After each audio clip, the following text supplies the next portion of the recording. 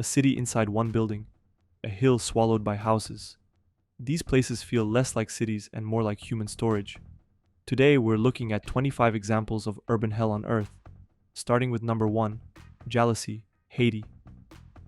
Guys, I swear this is not AI. It's just Jalousie, a hillside neighborhood above Port-au-Prince, the capital city of Haiti. At first glance it might look like a scene from WALL-E or even TV Static, until your brain catches up and realizes every little pixel is somebody's house. And it's not like some of these homes are empty either. In fact, it's the complete opposite. Every inch of this place seems inhabited. How do property rights even work in a place like that? I mean, if you need a house, do you just walk up the hill and build one on the edge? The really terrible part is that just above it, there's a small forested area with much wealthier homes, swimming pools, tennis courts, and big villas. So apparently, the wealthy are still on top, literally. If you're wondering how you even get to your house in this place, well, that's not so simple either. There are streets, but not between every shack, so in many areas, you have to move through stairways, narrow gaps, and tiny passages between homes, turning the whole neighborhood into a real-life maze.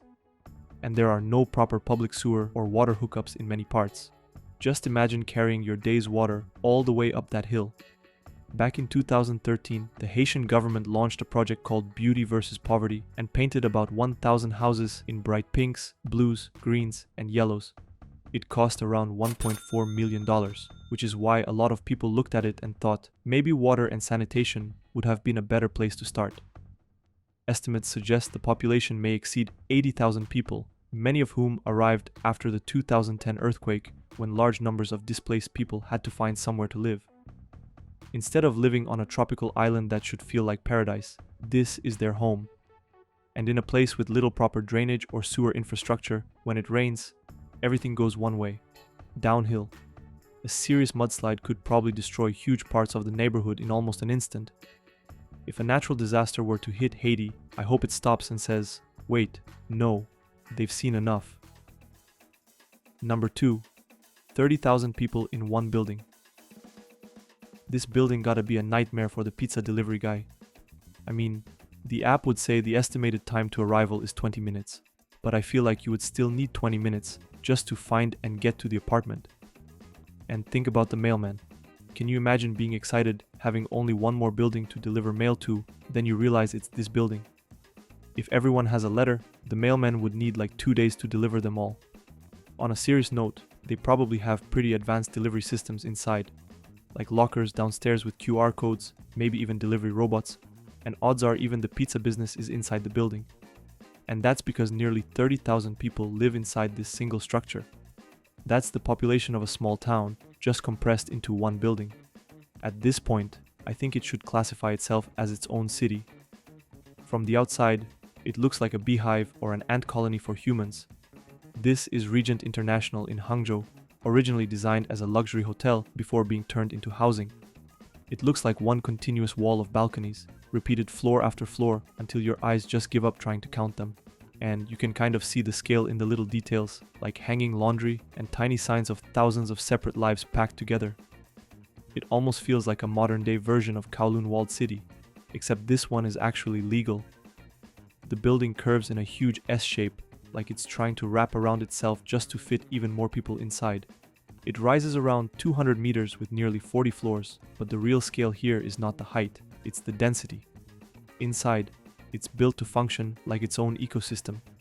There are shops, food courts, salons, and even small supermarkets, so people don't really need to leave that often. You could wake up, eat, work, shop, and go back to sleep without ever touching the outside world. Some people like that convenience. I just want to know what the water pressure is like at shower time. Number 3, world's largest fishing festival. This is what happens when 50,000 people all decide to fish in the same place at the same time. Every year in Argungu, Nigeria, this stretch of the Matafadan River turns into one of the most crowded fishing events on Earth. At the starting signal, thousands of fishermen jump in simultaneously, packing the water shoulder to shoulder. Everyone uses simple tools like hand nets, wooden traps, or just their arms, but space is the real limitation, because the river itself is only about 50 meters wide. You are not just competing with fish, you are competing with the person literally touching your shoulder. There is constant splashing, bumping, and repositioning, like a crowd trying to exit a stadium but underwater. Their goal is to catch the biggest fish, sometimes weighing up to 75 kilograms. But even finding one feels like luck, because visibility is low, movement is restricted, and every spot is already occupied. Around the riverbanks, thousands more people gather to spectate, so the pressure builds both in and out of the water. Number 4. We have Paris at home. When you ask your mom to take you to Paris, and she says, "We have Paris at home," but Paris at home looks like this. In the hills of Tegucigalpa, someone built a full steel Eiffel Tower replica directly over a road as the entrance to a gated community. Not beside the road, not in a plaza, but literally over it.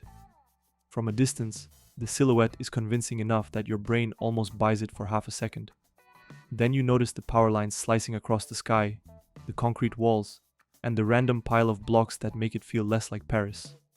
It is the kind of place where someone can proudly say, "I have been to the Eiffel Tower," and technically not be lying. In fact, you do not just visit it here, you commute through it.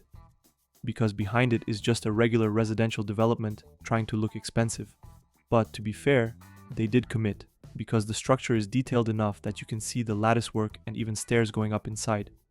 And if you were wondering, according to Wikipedia, there are over 50 Eiffel Tower replicas around the world, like Tokyo Tower, a whole mini Paris in Tenducheng, China, and even a town in Texas named Paris, with an Eiffel Tower replica wearing a cowboy hat. But what about the city that is literally called the Paris of South America? At number 5, we've got Villa 31. This might literally be the highway to hell. This is Villa 31 in Buenos Aires, where parts of the neighborhood sit right next to a highway, so cars are basically driving just a few meters away from somebody's window or balcony. I just hope the air is still bueno. A massive elevated road cuts straight through on top of buildings. Underneath it, thousands of small brick houses stacked together in every direction, like the place just kept growing without ever stopping to plan. Imagine living next to that road. The noise alone would be bad enough, but then think of the smoke, the dust, and the constant traffic right outside your house. The weird part is that this neighborhood is not out on the edge of the city, but right next to some of the richest, most expensive, and most polished parts of Buenos Aires. Some of these homes are so close to the road that your bathroom window is basically at eye level with passing traffic. Imagine brushing your teeth while a bus driver makes eye contact with you at 60 kilometers per hour. There are wires hanging everywhere, rooftops turned into extra rooms, and streets that feel more like gaps between buildings.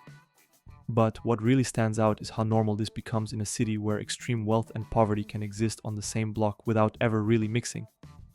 A few streets away, you get wide boulevards, trees, and elegant buildings. Then you turn a corner and end up here. It is messy, loud, and uncomfortable to look at, but also weirdly functional in a way that makes you realize people will adapt to almost anything. Number 6. Indian stray cattle. Okay guys, seriously, whose car is this? This is what happens when a country ends up with millions of animals that technically belong everywhere and nowhere at the same time. Many Indians traditionally consider cows to be sacred animals, but a huge number of them end up living like this anyway. India had over 5 million stray cattle recorded in the 2019 livestock census. A big reason is that cow slaughter is banned or heavily restricted in many states, so once a cow stops producing milk, it turns from an asset into a cost. Farmers who can't afford to keep them often have no real exit option, so the cows get released. They wander into streets, railway lines, construction sites, and eventually into cities, where they adapt in the worst possible way.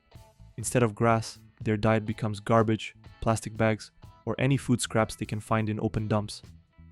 New Delhi faces a significant issue with over 40,000 stray cattle, causing traffic accidents and public safety concerns. Cows standing in the middle of roads, sleeping beside shops, or digging through piles of trash while traffic squeezes around them. It looks chaotic, but it's also normalized, like the city just decided this is fine now. Number 7. World's widest highway. Everyone has heard of Egypt's Great Pyramids, but have you seen the Great Highway? This is what happens when someone says, "Just one more lane, bro. I promise this time it will work." Well, there's almost no traffic here, so I guess it worked this time. Maybe a little too well. because I can only see about 2 cars using it across 32 whole lanes. It looks like they added all these lanes just in case a traffic jam decides to happen one day. This road is in Cairo, and it leads toward Egypt's biggest ghost city, the new administrative capital, and the Red Sea coast, built to bypass the city's infamous traffic. At its widest point, the highway stretches to around 32 lanes, split into 2 massive rivers of asphalt with a thin strip of sand in the middle. This probably makes it the world's widest highway, which is ridiculous when you consider that Egypt only has 1 vehicle for every 11 people. But it becomes even more ridiculous when you remember that lane lines in Egypt are often treated more like suggestions than rules. Anyone who has been to Egypt knows that 32 lanes probably means at least 50 cars side by side. But this super wide section only runs for a few kilometers, and then it narrows down to 4 lanes again, so at some point, all that traffic still has to squeeze back together, causing congestion. This beast used 1 million cubic meters of concrete and 290,000 tons of steel, and was built in a record 4 years.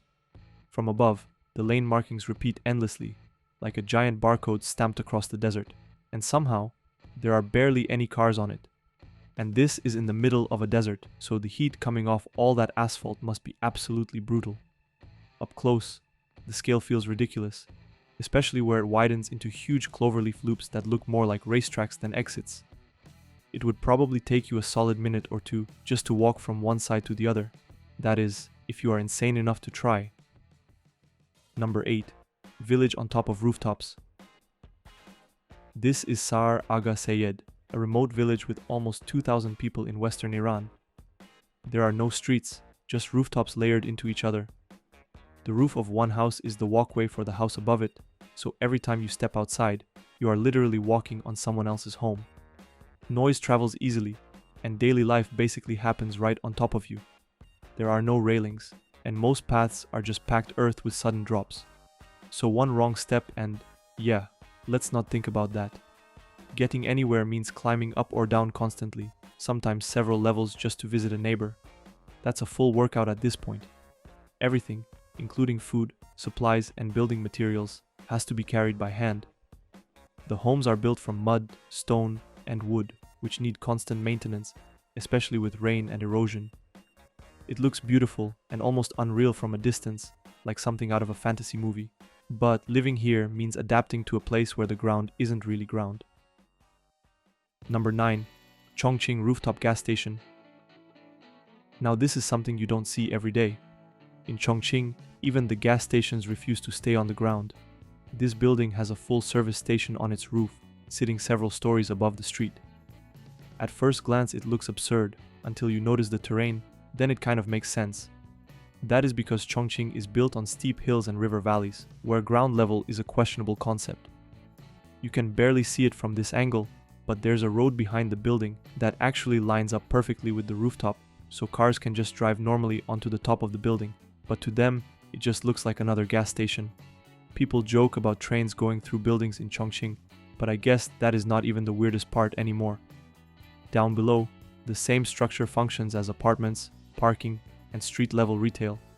It looks chaotic, but it is actually a very deliberate response to limited flat land and a population of over 30 million. There is something impressive about how efficiently it uses space, even if it feels slightly cursed to look at. Number 10. World's most crowded beach. This is what happens when everyone wants to get a tan at the same time in Rio de Janeiro. It's also the hardest Where's Waldo ever. Oh, there he is. It really just looks like ants from far away. This is Copacabana in Rio de Janeiro, but not on a normal day. This is what happens when a massive event pulls in millions at once. This one happened on the morning of the closing ceremonies of Pope Francis's visit to Rio in 2013. And because Brazil is the world's largest Catholic country on the globe with around 140 million Catholics, it's no surprise that there were approximately 3 million people in attendance for the final mass of his visit, which was held at Copacabana Beach. There is barely any separation between people, and the speaker towers and tents rise in between them like islands. Movement becomes its own challenge, because walking in a straight line is no longer an option. The closer you get to the water, instead of empty space, there's still thousands of people with the same idea as you. But still, it seems like no one wants to go in the water. Well, that's partly because of strong rip currents, but also because leaving your spot feels risky. What's supposed to be an open, relaxing space turns into something closer to a packed stadium with no seats. Number 11. The Great British Fence Maze. You're looking at an average modern UK new build estate, where every square meter is carefully monetized and almost nothing is left to breathe. Each house sits on a narrow plot, and instead of open space, you get a maze of identical wooden fences boxing everyone into near identical rectangles. From this angle, the gardens stop feeling like gardens and start looking like livestock pens. But there's something missing. Where are all the trees? I think even Mary is praying for them. Honestly, if this place had trees, it would instantly look 10 times better. But instead, you get tiny fenced gardens that are often just a few meters deep, barely enough for a shed, a patch of grass, and maybe a plastic chair if you're feeling ambitious. And yet, homes like this can easily sell for 400 to 500,000 pounds, especially if they're within commuting distance of a big city like London. There's a strange contradiction here. You technically own outdoor space, but it's so enclosed and overlooked that privacy becomes more theoretical than real. At this point, would it not have been better to remove all the fences and just create one large shared park area, since everyone can see into each other's gardens anyway? The repetition is what really hits. And because these estates are often built quickly, you might have hundreds of homes finished before there's even a shop, a school, or like I said before, a tree in sight. Number 12. Photogenic urban hell. I think the best way to describe this place would be photogenic urban hell, if that makes any sense whatsoever. At first glance, it looks almost heavenly, with tall buildings barely poking through a beautiful layer of fog. But that's just one angle. If you turn around or zoom out a little, the feeling can quickly change. This is Vladivostok, a port city in eastern Russia, and like a lot of steep, densely built cities, it can look amazing in photos while feeling much messier in real life. The spacing between buildings can be tight, the layout can feel random, and the infrastructure does not always seem to match the density. You can have a modern-looking high-rise in one spot, and right next to it, there might be older, worn-down buildings or rough streets. That contrast is what makes places like this so confusing to judge. So maybe urban hell is not always about the buildings themselves, but about the images that bring out the worst in them. A place can look terrible if you photograph it on a gloomy winter day with no sunlight, everything gray, and that classic post-Soviet depression filter.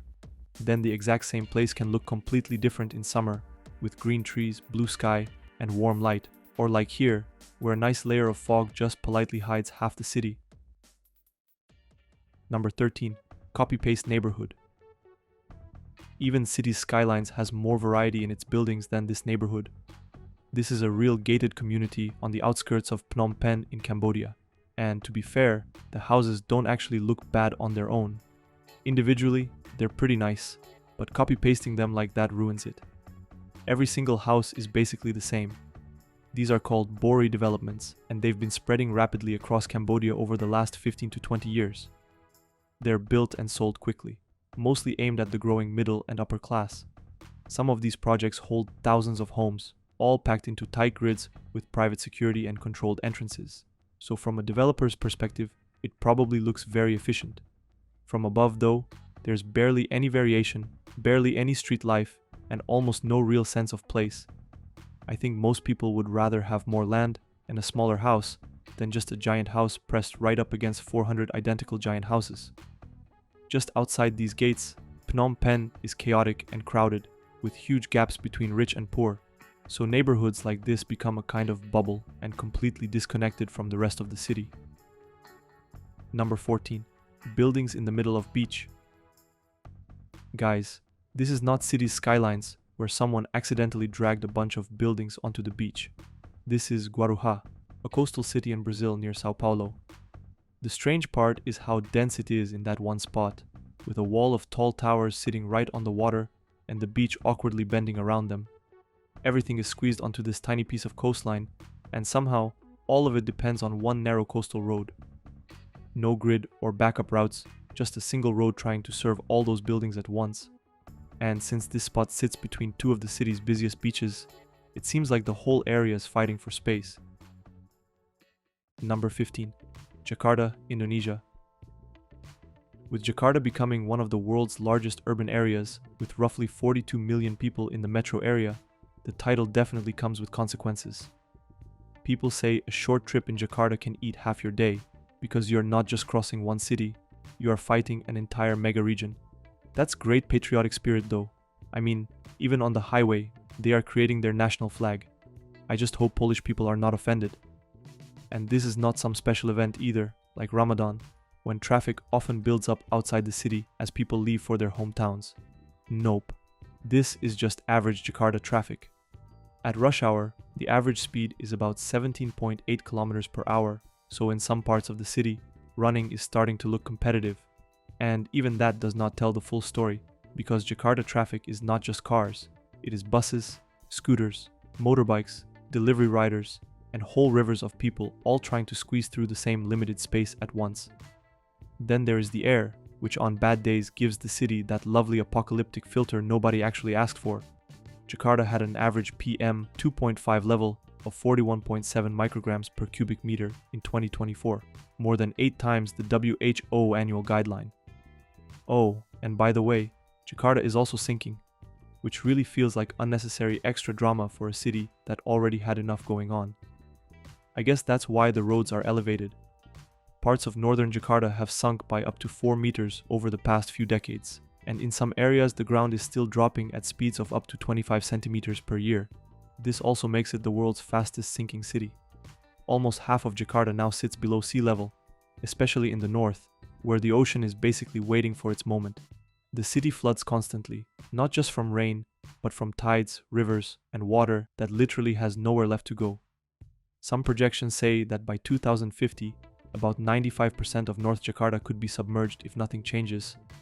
Many people joke by saying it's sinking because of overpopulation, but the main reason is groundwater extraction. Millions of residents and buildings pump water from underground because the pipe supply only meets around 40% of demand. You can actually see it happening in real time, with tilted buildings, cracked walls, and streets that rise and fall like soft waves.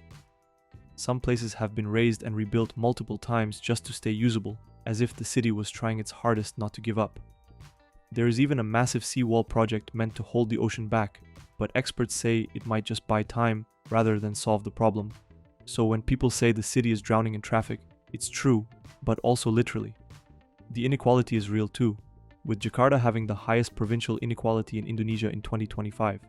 But some aerial photos can be misleading because those dense grey kampung neighborhoods in central Jakarta are not always poor at all and can sit on extremely valuable land.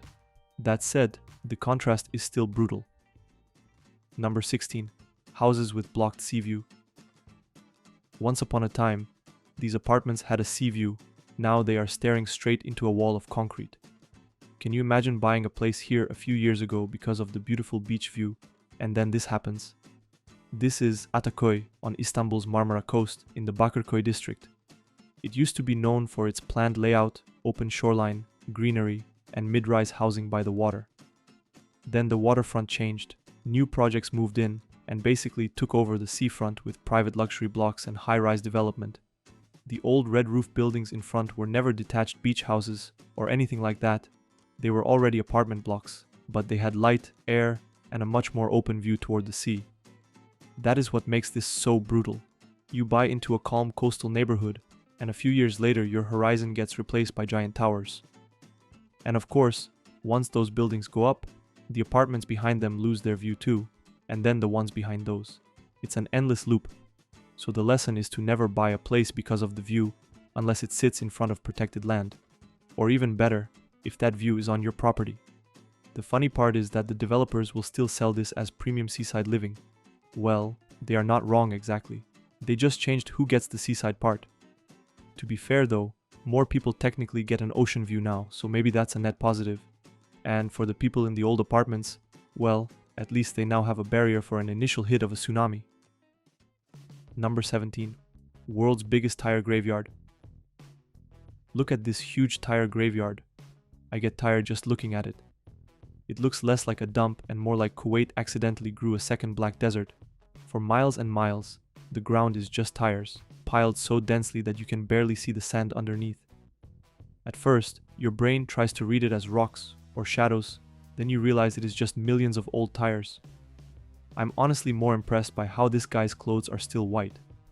A tire is one of those things nobody thinks about until it needs replacing. Then suddenly, you have a problem that does not rot, does not disappear, and definitely does not look good in bulk. And here, the bulk became the entire landscape. But can you imagine a fire in there? Well, turns out the site suffered from multiple severe blazes, and the high desert temperatures didn't help whatsoever. As of August 2021, Kuwait hauled away all 42 million tires to a recycling plant and is now building a brand new smart city on the newly cleared land. So hey, maybe there's hope after all. But still, don't forget to recycle, guys. Number 18. Maldives isolated neighborhood. This is Kandolhuru, a ghost island in the Maldives. From above, it looks less like a town and more like someone placed concrete boxes on a dinner plate and pushed it into the sea. This tiny island once held around 3,700 people, packed onto a strip of coral sand barely above the water. Then the 2004 Indian Ocean tsunami arrived and made the island's biggest design flaw very obvious. The wave tore through homes and left Kandolhuru too damaged to keep living on. Its residents were eventually moved to Duvafaru, a newly developed so-called safer island. The country has about 1,200 islands, 80% of which are less than 1 meter above sea level, which is not a lot of wiggle room when the planet starts warming up. So sea view here is not meant as a luxury, but more like a warning. They are already testing adaptation with raised artificial land like Huhumalay built higher than many natural islands. Number 19. Tampere, Finland. This is what happens when you keep fixing the same intersection for 60 years. Tampere, Finland proves that confusing road design is not just an American hobby. This junction started as a normal roundabout until they added just one more lane and just one more connection road, and that is what it currently looks like. Good luck giving someone directions here. From above, it looks like 5 different road ideas were forced to share the same space. Locals still say it is not actually that terrible to drive through. Apparently the signage is good, the lanes are clearer than they used to be, and on the ground it works better than the aerial view suggests. This is also one of the main southern entrances into the city, so it is not some random backstreet mistake. Instead of rebuilding it from scratch, they just kept adding solutions as new problems showed up. Number 20. House inside shopping mall. This is what happens when you try to preserve history, but want a new shopping mall even more. But the story is not as simple as that. Some people online say this house in Kaunas, Lithuania was built in 1914, although the exact date is a little hard to verify. Over the decades, the surroundings changed completely, especially after industrial use, when the whole thing was a factory block. When the Acropolis shopping mall was built in the early 2000s, it also brought back people and business. Most of the old structures were cleared, but this one house was left standing. Instead of demolishing it, developers built the entire mall around it. Now it sits indoors, under a glass roof, surrounded by escalators, food courts, and retail stores. It is no longer a home and is now used as a spa center and cafe. The original context is gone, the street is gone, and even the sky above it has been swapped for a ceiling. There are actually a few more old facades inside the mall. Honestly, I think it's pretty interesting, and much better than demolishing it for an empty lot. Number 21. Sunshine City, China. It seems like there's not a lot of sunshine in Sunshine City. This apartment complex in Jiang, Guangdong, has residential blocks so close together that the gaps between them are reportedly around 8 to 13 meters wide. From above, it looks less like housing and more like 4 giant ram sticks plugged into the earth.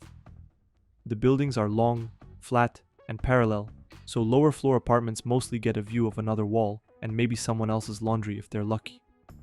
If 2 neighbors open their windows at the same time, they are basically forced into conversation. In China, buildings this close are often nicknamed handshake buildings because people can almost reach across and shake hands from opposite windows. Here, the distance is wider than that, but it doesn't feel so private as well. The lower floors, especially in the middle buildings, must be super depressing because they are probably stuck in complete darkness. What makes it more interesting is that this kind of layout is usually not even allowed under normal building codes, which often require minimum sunlight hours for homes. One workaround people point out is that all the towers share a single ground level structure, so technically it can be treated as one giant building instead of several. Situations like this often happen in so-called urban villages. where local landowners develop land themselves and push density as far as possible to maximize rent. The upside is that units here can be pretty cheap, sometimes serving as a first home for young workers just starting out. The downside is obvious the moment you look up and realize your sky is a narrow strip framed by concrete on both sides.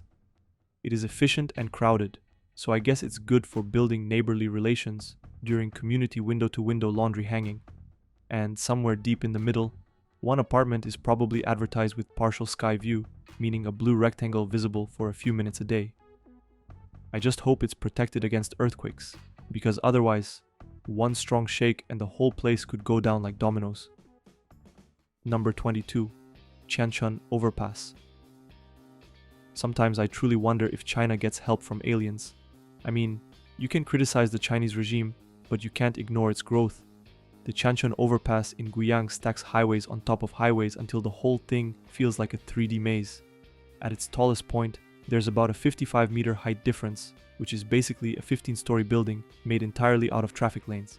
From above, it looks like someone tried to solve congestion by adding more ramps over and over again. Imagine having to sit down and draw a plan for this. The mind boggles. It's not random though, even if it feels like it. This is a multi-level interchange designed to connect several major roads at once. Guiyang is very mountainous, so instead of spreading out, the roads climb, loop, and stack to fit the terrain.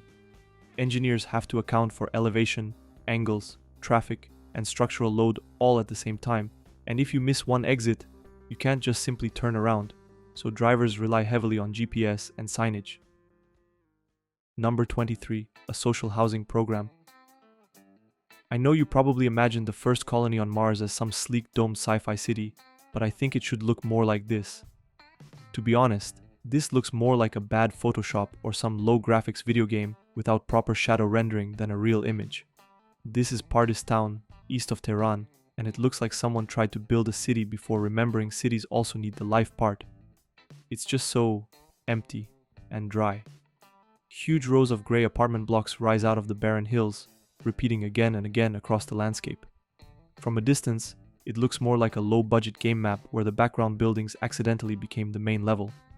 The project was part of Iran's Maskan-e-Mer housing program, a massive state-backed effort meant to build affordable homes.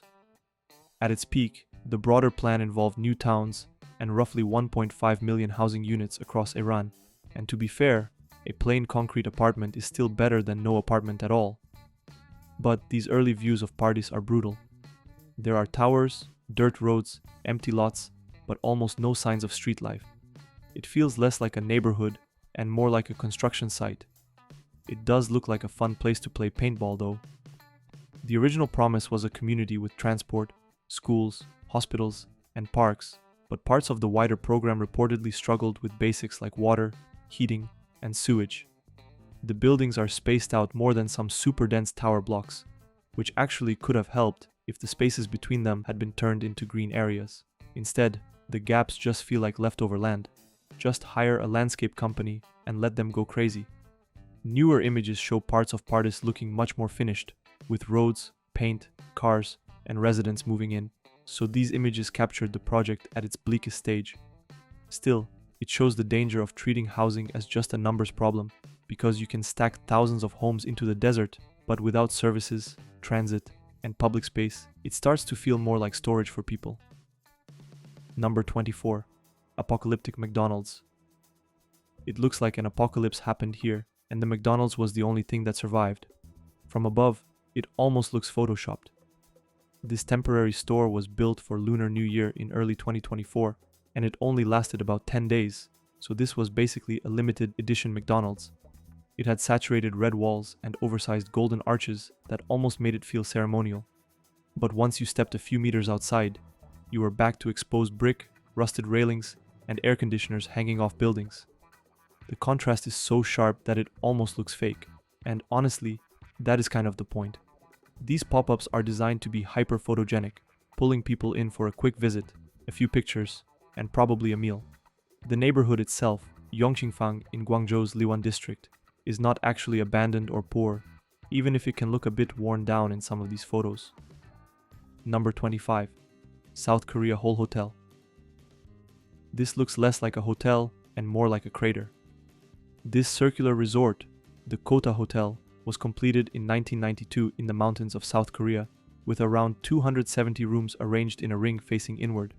It kinda reminds me of Ponte City from South Africa.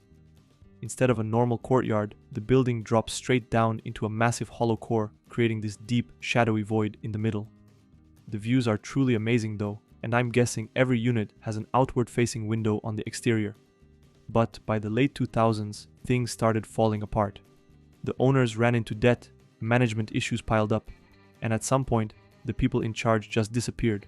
Employees reportedly kept working for years without pay, hoping things would turn around, which they didn't. By 2012, the hotel finally shut down, and everything inside was just left as it was. Nature and time moved in, breaking windows, peeling walls, and slowly chewing through the structure. What makes it feel especially off is that central void, because it turns the whole building inward, like it's focused on this empty space that serves no real purpose. Standing at the edge, it's not really a hotel anymore, it's more like a giant vertical hallway. So now it sits there in the mountains, a $250 million idea that slowly collapsed into a very expensive hole. Which one of these locations shocked you the most? Let me know if there are any topics I should cover in the next video, and don't forget to like and subscribe for more content like this.